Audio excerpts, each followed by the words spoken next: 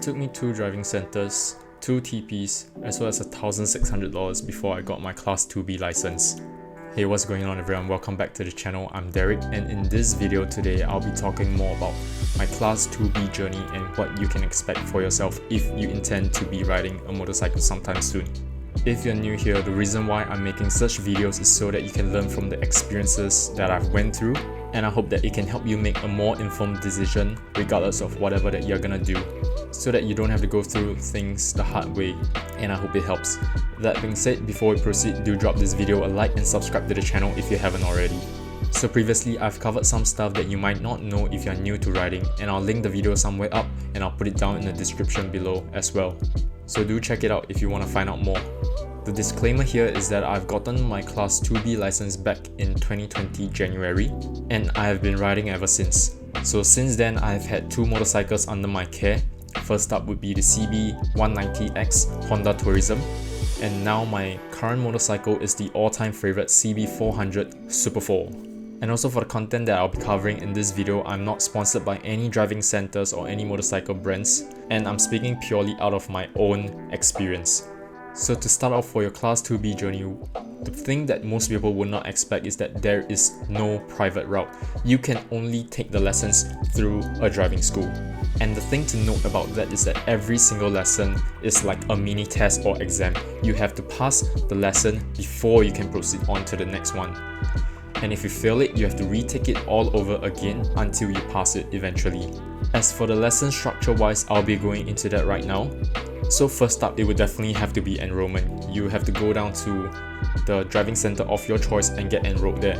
And I think that because of COVID, there will be online enrollment options, but I personally wouldn't recommend that because unless you have already taken your eyesight test, if not, the best thing for you to do is to just head down to a driving center and get enrolled there and get everything settled on the day itself. And I think the only document that you actually need to bring would be your NRIC. And you would also have to pay the enrollment fee upfront. I think it's around slightly over $100. Afterwards, when your account is being set up, you can start registering for the theory lessons.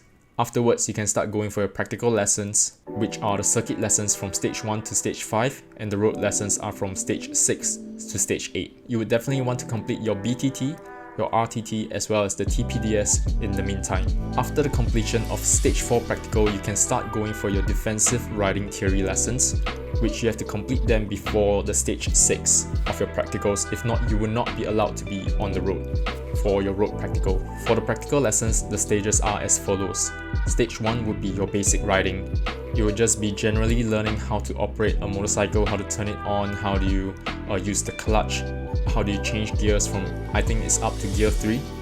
Generally just being confident and natural with the motorcycle.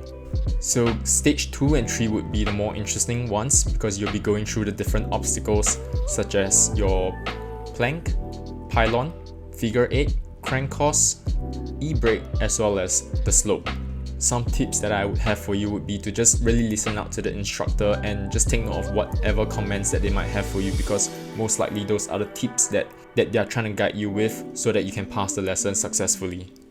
Stage 4 would be the familiarization of the circuit route as well as going through additional practice for the different circuit components. Stage 5 would be the circuit evaluation, whereby you have to go through all the circuit routes and as well as the obstacle without any immediate failures, and you have to get 18 or less demerit points in order for you to pass this stage. If not, you have to retake it. So after this, congratulations, you are now qualified to go out for your road practicals. Stage 6 would be your first road lesson, just general road riding and being familiar with how the road traffics are like, how the other pedestrians might react, how the traffic can become, just being more confident with the road itself.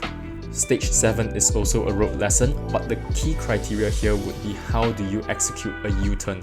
Stage 8 is the final practical lesson, where it includes the circuit evaluation as well as the road evaluation. So same thing, you have to pass the circuit components successfully without any immediate failures, and you have to get 18 or less demerit points throughout both circuit and route in order for you to pass this evaluation.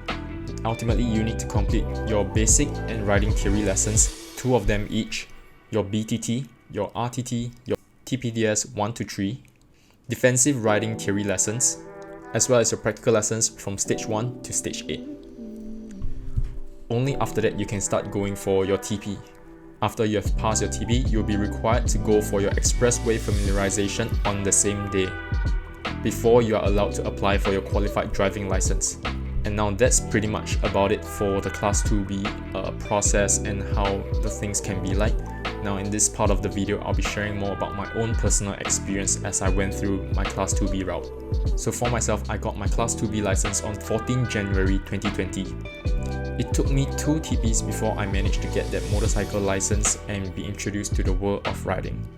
I was enrolled at SSDC initially, and then I restarted at BBDC and finally got my license there. So at that point in time, it was still the Honda CB125F. Most of the machines that I've used there have a lot of problems, like faulty clutch, faulty brakes, faulty speedometers, faulty bikes, everything is faulty. So the usual, I went there to enroll, got my eyesight checked there, and I completed my theory lessons as fast as I could. I traveled down all the way and finally moved on to practical lessons. From what I recalled, they had 7 to 8 practical lessons in total. Basically, they clump everything up together. It might sound easy, right? There's only so few practical lessons, you probably can pass them one shot. For myself, I took my first lesson 3 times before I finally made it to the second lesson. Well, to me, I think that it was perfectly fine because I wasn't really that comfortable and confident with the motorcycle. However, whenever I asked the instructors for feedbacks on how I can be better or how can I improve, usually I'll be greeted with, "Aiya, you're not good enough lah. You just try again lor. You just take another lesson lah. Maybe you pass next time. Try." So subsequently, I managed to reach the circuit evaluation, which was the lesson that requires us to complete the circuit route with 18 or less demerit points. So for myself, I took that lesson 4 times when I was at SSDC.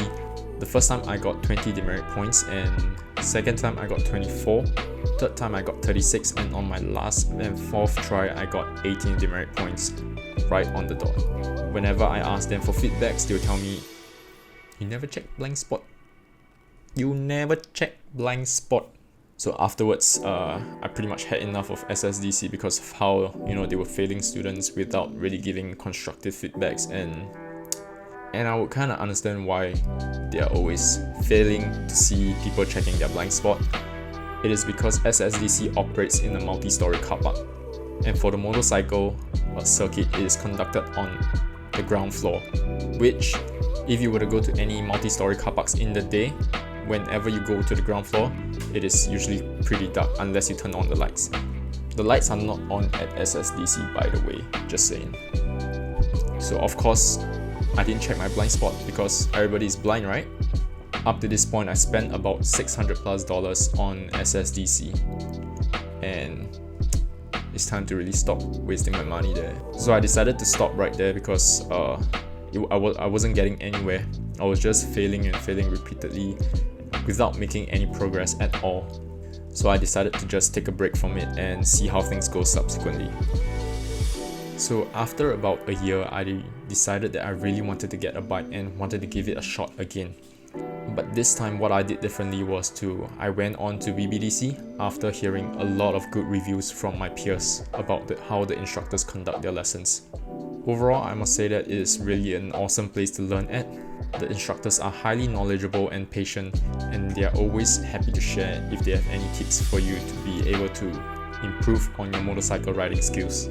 At BBDC, they further split their lessons into subsections, so just for the first lesson, there's 1.1, 1.2, and 1.3. And yes, that means you are taking more lessons and spending more money.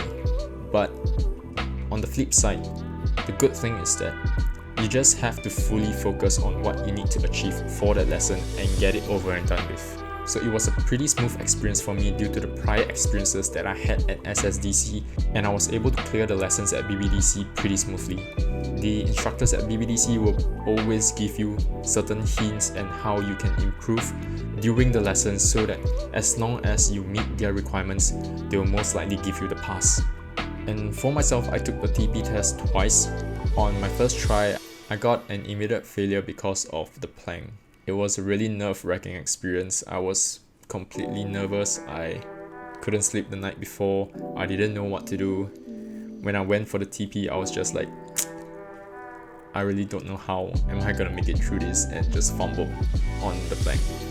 However, luckily for me, I managed to pass it on my second try, and here I am today. So my advice is don't give up and continue pushing forward until you get your Class 2B license. It is not impossible, just don't give up. And it will be worth it at the end of the day. If there are anything that you're interested to find out more about, do comment them down below and I'll get to that in subsequent videos. So that's all that I have for now. If you felt that the things are helpful for you, do consider giving this video a like and subscribe to the channel if you haven't already. Truly appreciate your support along the way. That's all that I have for now. See you in the next one. Take care and stay safe.